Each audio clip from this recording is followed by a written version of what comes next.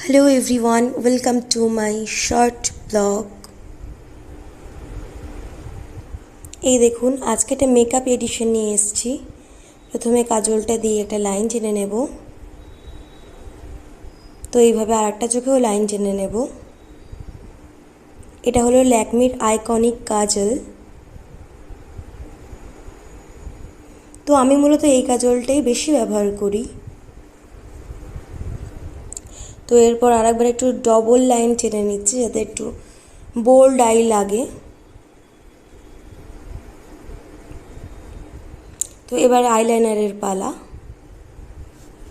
তো এখন আইলাইনারটা আমি দেব।